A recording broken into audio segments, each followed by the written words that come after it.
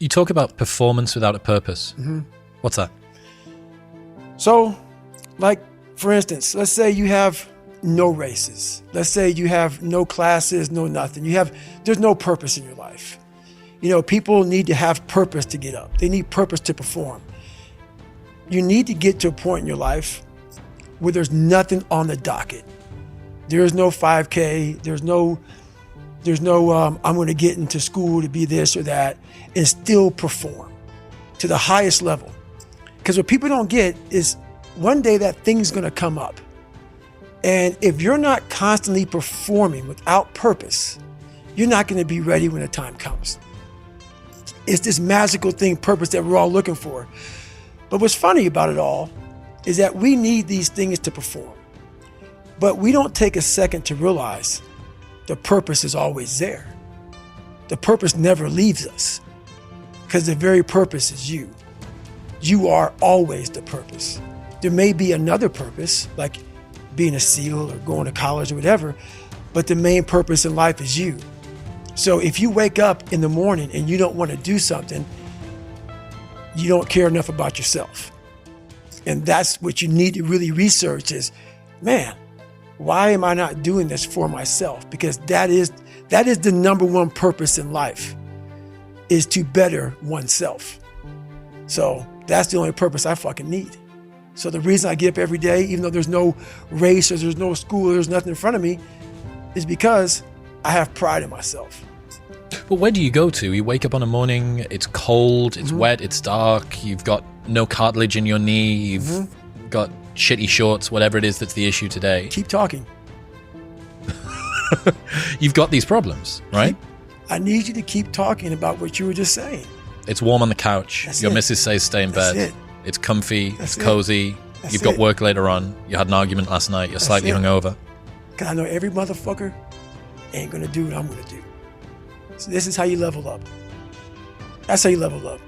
I know there's a whole bunch of people with that right there. That fires me up. That makes me fucking happy, what you just said. That brings joy to my life right there. Why? Because I know there's so many people that have the ability and just refuse to get off that couch. Refuse to study a few more hours. Refuse to go deeper, to go further. And that's where I gain the advantage. It's so easy to be great nowadays, my friend, because most people are weak. Most people don't want to go to that extra mile. Most people don't want to find that extra because it sucks. It's miserable. It's lonely. You talk about that you were kind of, lonely by yourself. I was the same way. And that used to hurt me growing up. Now I fucking thrive in that shit. That's the only place to be. Well, that was one of the things that is so surprising about growing up through difficulty. So loneliness is one example, right? Growing up as a lonely kid. What you realize is a lot of the things that you feared or hated or were embarrassed about as a child end up being the genesis of the things that you're most proud about as an adult. So the fact that you can work and thrive in solitude gives you the opportunity to be able to move to America and start a podcast, or decide to do Hell Week 3 times in a row, or it doesn't matter how long or dark the course is, you're just going to stay.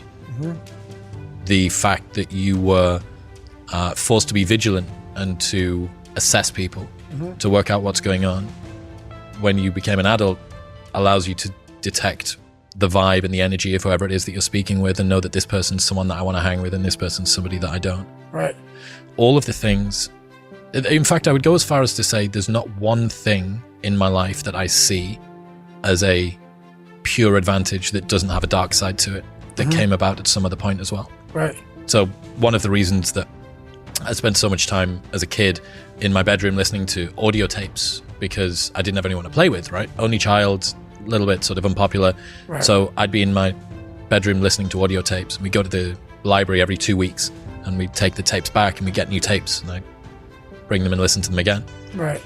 But you roll the clock forward 20 years and what's the 2023 version of an audio tape? It's a podcast. It's a podcast. That's right.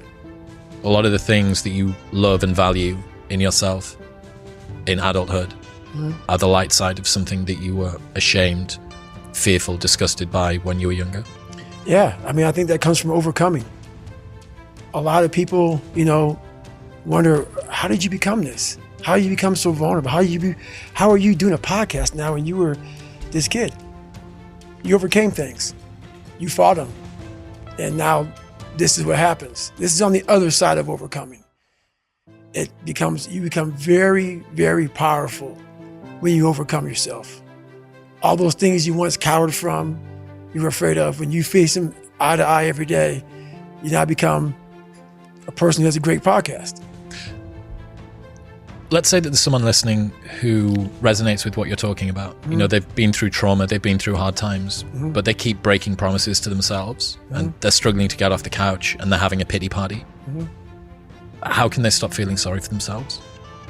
That's a difficult one, because you have to want it. You have to want to be better. And it starts off with, you have to have pride in yourself. You have to have pride in yourself. You have to have, there's something about you, whether it's your last name, whether it's just the smallest thing, you have to be proud of yourself. And if you have no pride in yourself, I can't give it to you. Because you're always going to compromise. You're always going to fold. Always. I'm very proud of myself. That's why when people said, you no way you can do better than Can't Hurt Me. Roger that. We'll fucking see. It's that pride that wakes you up. And now I'm not talking about bad pride. I'm the attention to detail for the human being I want to do. I call this thing, like, I want to be the standard. I want to be that guy. Like, every place I went in the military, there was this ethos about how this place is, how we're going to live, how we're going to represent ourselves. And I walked around and I saw that most people didn't live up to that ethos. Like, if you go to whatever company, they had this mission statement on how we want to run our company. I made one for myself on how I want to be.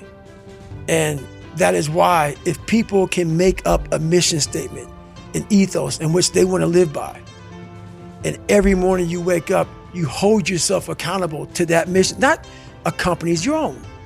Make up your own mission statement. What do you want to be in life? And once you do that, now you can work with somebody to get better. You can work with yourself to get better. But until you know what you want to stand for, you will always just be sitting down. You'll never stand for anything. What's that quote? If you don't stand for something, you'll fall for everything. That's it. It's a true statement. In the book, you talk about Roger that, there being two types of Roger that.